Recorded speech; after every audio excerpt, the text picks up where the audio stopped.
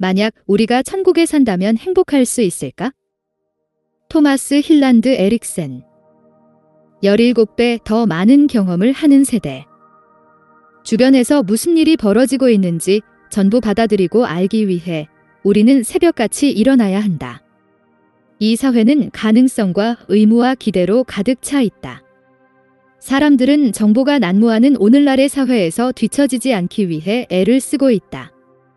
문자 메시지, 채팅 사이트, 텔레비전 프로그램, 이메일, 영화, 잡지, 체육, 여행, 교육, 구직 가능성, 어쩌면 생길지도 모르는 애인, 콘서트. 오늘날 부유한 국가의 국민은 20년 전보다 훨씬 더 많은 가능성에 노출되어 있다. 반면 집안의 재산을 축내며 빈둥거리게 될 가능성도 있다. 진정으로 의미 있는 것들은 대부분 오랜 시간을 들여 천천히 이루어낸 것들이다. 하지만 오늘날의 사회는 우리에게 가능한 한 빨리 움직이라고 정해진 시간 내에 최대한 많은 것을 성취하라고 말하는 듯하다. 결국 우리는 아무것도 이루지 못했다는 불만에 휩싸이게 되는데 그 이유는 항상 무언가 더 급히 이루어내야 할 것들이 여기저기서 고개를 들기 때문이고 거기서 자유로울 수가 없기 때문이다.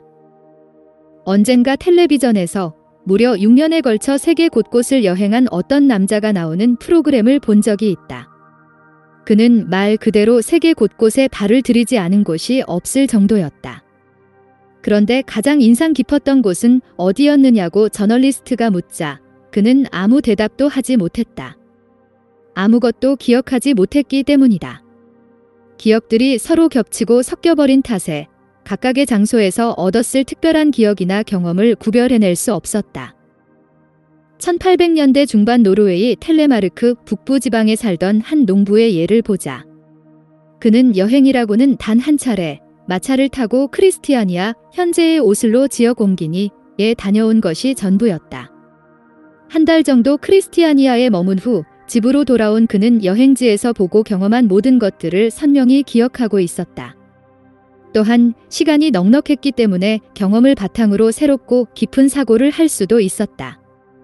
당시 고향에 남아있던 이들 중에는 크리스티아니아에 가본 사람이 아무도 없었다. 그래서 그는 겨울이 오자 장작불 앞에 모여 앉은 이웃과 친지들에게 여행지에서의 경험담을 몇 시간 동안이지만 이야기해 줄 수 있었다. 그 이야기를 그는 평생에 걸쳐 반복해서 들려주곤 했다. 앞에 두 예시에서 누가 더 많은 경험을 했다고 말할 수 있을까? 나는 언젠가 오늘날의 서유럽 사람들은 자신들의 증조부 세대보다 17배나 더 많은 경험을 한다는 글을 읽었다. 이것은 물론 수치를 우선시하는 계량적 사회연구가가 내린 결론이다.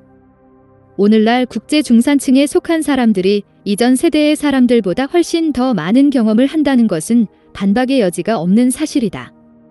삶의 지루함을 느끼는 사람들도 거의 없다. 우리는 여행을 하고 책을 읽고 음악을 듣고 여러 가지를 본다. 이전 세대 사람들보다 더 다양한 음식을 더 많이 먹는 것도 사실이다. 텔레마르크의 농부는 평생 단 한 번 농장 일에서 벗어나 여행했던 곳에서 경험과 사고를 소화할 수 있는 충분한 여유를 얻을 수 있었다. 반면 세계 전역을 돌아다녔던 남자는 이곳에서 저곳으로 이동하기에 바빠 그 어떤 것도 제대로 경험할 여유를 얻지 못했다. 또 다른 예를 한번 들어보자. 우연히 펼친 신문에서 쇼핑은 극도의 만족감을 준다라는 기사 제목을 본 적이 있다. 이것은 일련의 학자들이 얻어낸 결론이기도 하다. 이들의 말에도 일리는 있다. 적어도 몇몇 사람들에 한해서는 말이다. 문제는 이 극도의 만족감이 결코 오래 지속되지 않는다는 것이다. 어떤 것을 새로 구입한 후 사람들은 곧 또 다른 것을 구입해야 한다. 쇼핑은 오늘날의 전형적인 사회인들, 즉 잠시도 가만히 있지 못하는 사람들의 정서를 대변한다. 나 역시 내게 필요하지도 않은 물건을 구입하며 기뻐할 때가 있다. 동시에 우리는 소비 행위가 지속적인 가치를 대리 만족한다는 것도 잘 알고 있다. 우리에게 더 깊고 더 오랜 만족감을 줄 수 있는 것들은 대부분 공짜이거나 돈을 거의 들이지 않고 얻을 수 있다. 그것들을 얻기 위해서는 돈이 아닌 오랜 시간과 경험 또는 열정이 필요하다. 소비 행위는 많은 사람들에게 만족감을 줄 수 있지만 좋은 삶 자체를 가져다 주진 않는다. 더욱이 소비 사회와 환경 문제는 항상 서로 깊이 연관돼 있다는 것은 이미 잘 알려진 사실이다. 오늘날 대부분의 일들은 쏜살같이 우리를 스쳐간다. 1년 전의 상품과 패션은 이미 구식으로 취급된다. 텔레비전의 뉴스는 너무도 빨리 진행되어서 뉴스가 끝난 후 1시간이 지나면 대부분의 사람들은 뉴스 내용의 반 이상을 잊어버리곤 한다.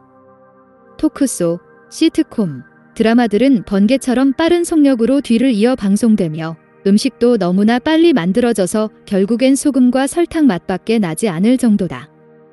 패키지 상품을 이용하면 주말에 남유럽 해변도 다녀올 수 있다. 사람들은 핸드폰을 이용해 약속을 정한다. 이들은 앞으로의 일을 차근차근 계획할 필요도 없다. 하지만 동시에 이들의 삶을 차지한 대부분의 일들은 이미 계획이 되어 있는 일이며 우연과 융통성의 가능성은 줄어든 것도 사실이다. 시간은 제대로 숨을 쉴 여유도 없이 여러 가지 일들로 택백하게 채워져 있다. 질은 양으로 대체된 지 오래다. 100여 년 전만 하더라도 사람들은 편지 한 장을 쓰기 위해 오전 시간 전부를 투자하곤 했다. 편지를 받는 사람들은 이것을 오래도록 간직했고 그중 많은 편지는 문학적 가치가 높아서 후대에 엄청난 가치를 지닌 보물로 여겨지기도 한다. 오늘날에는 대부분의 의사소통이 전자적 방법을 통해 이루어진다. 바쁜 오전 시간이면 많게는 40에서 50개의 이메일도 보낼 수 있다. 따라서 우리는 100여 년 전의 사람들보다 40에서 50배는 더 바쁘게 산다고 해도 틀린 말은 아니다. 하지만 어느 쪽이 하고 싶은 말을 더 많이 할 수 있는지 생각해 보았는가? 이것이 바로 소비사회의 문제점이다. 누가 더 빨리, 더 높이 쌓아, 더 신속하게 창고에서 내어가는 것만 생각하다 보니 결국은 우리가 쌓고 있는 것이 무엇인지 잊어버릴 때가 많다.